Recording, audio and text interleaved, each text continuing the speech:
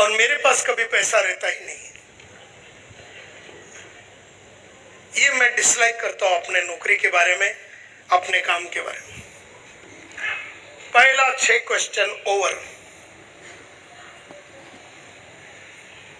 पहला 6 question over. तो हमने वो बैंक में काम करने वाला नायर को पूछा, क्या करते हैं आप करंटली,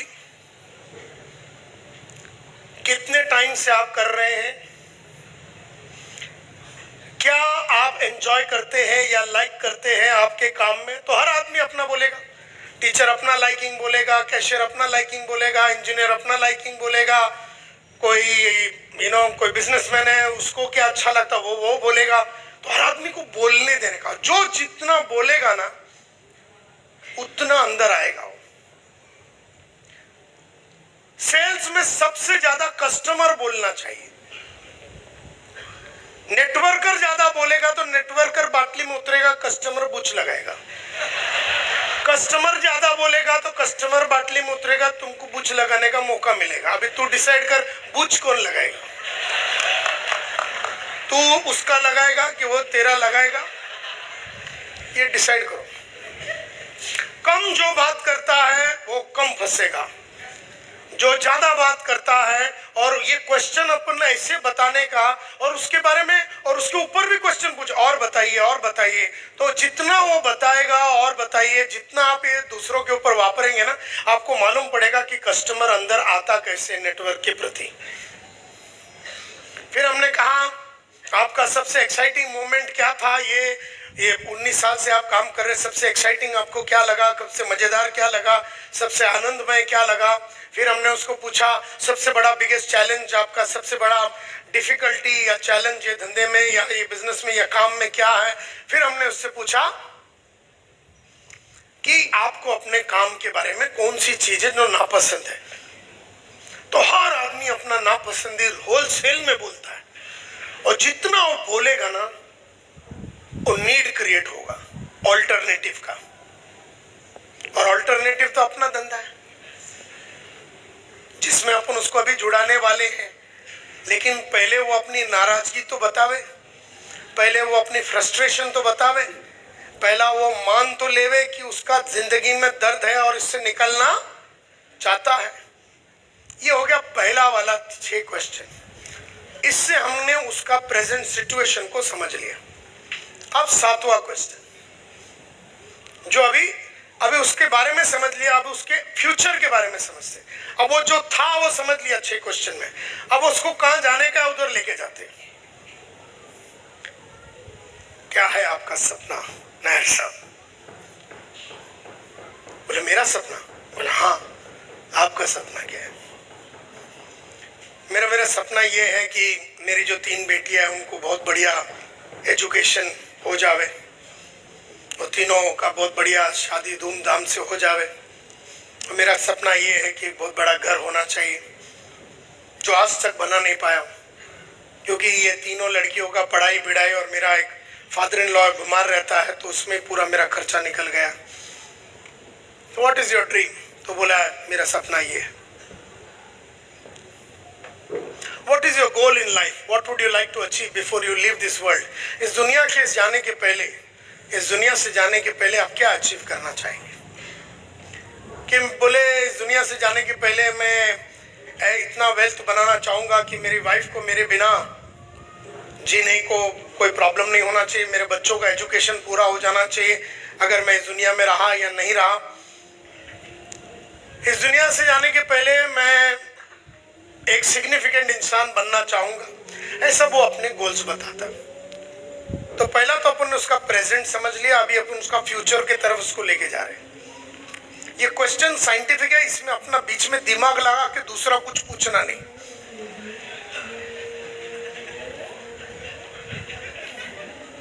तुम लोगों को देखने के बाद ऐसे पूछने की संभावना है, मेरे को गारंटी है।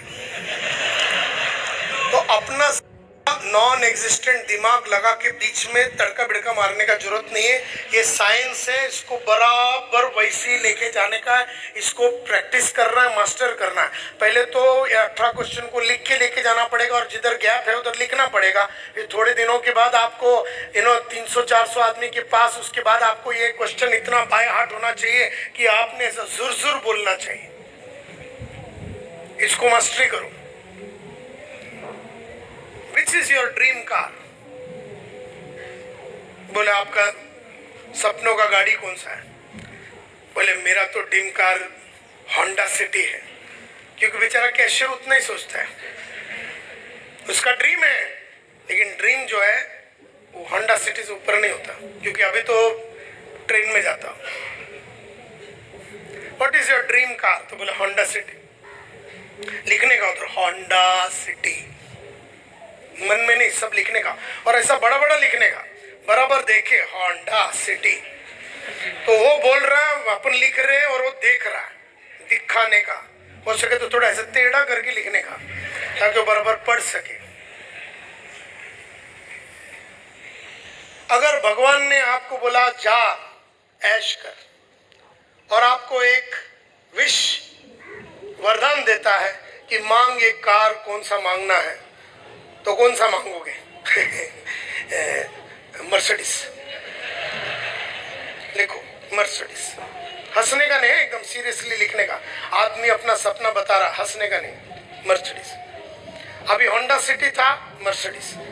तो स्टार्ट करेगा तो 3 साल में अपन उसको होंडा सिटी तक पहुंचा देंगे।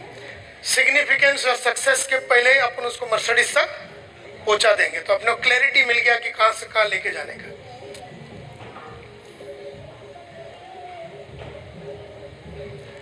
What are your 3 dream international holiday destinations? 3 holiday destination बताए जो सपनों का हॉलीडे डेस्टिनेशन है। तो बोले बहुत साल से मेरे बच्चे बोलते थे सिंगापुर बहुत बढ़िया है, क्लास में भी बच्चे लोग बोलते हैं सिंगापुर, और एक बार ऐसा लंदन और पेरिस। तो लिखो Singapore, London, Paris.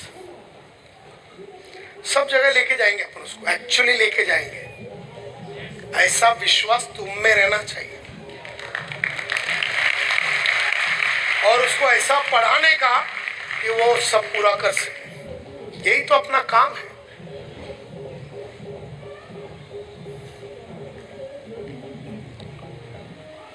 What kind of dream home would you like to live in? किस तरह का एक सपनों के घर में आप रहना चाहोगे? बोले मैं थाना में रहता हूँ, उधर वो अपना वो लेक है, उधर एक पूरा बड़ा बंगला हो जावे तो बड़ा आनंद आवे। तीनों बेटियों के लिए 3 अलग अलग रूम होवे, हमारे लिए, वाइफ के लिए और हमारे लिए एक रूम हो जावे, गेस्ट के लिए बढ़िया सा bungalow.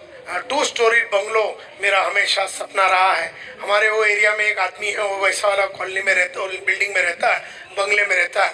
That's my dream bungalow. तो लिख दो 6 बेडरूम, रिवर फेसिंग बंगलो। आपका सपनों का मंथली इनकम कितना होना चाहिए? सपनों का monthly income. What is your dream monthly income? आता किती भेटतं त्याला? 40,000, 40-50,000, 50,000 के करीब उसको मिलता है। What is your dream monthly income? तो बोलता है ड्रीम। बोलो बोलो, बिंदास बोलो। 3 लाख। 50,000 वाला उससे ऊपर सोच ही नहीं सकता। ड्रीम मंथली इनकम 3 लाख, ठीक है, 3 लाख रुपीज पर मंथ, बराबर, कोई बात।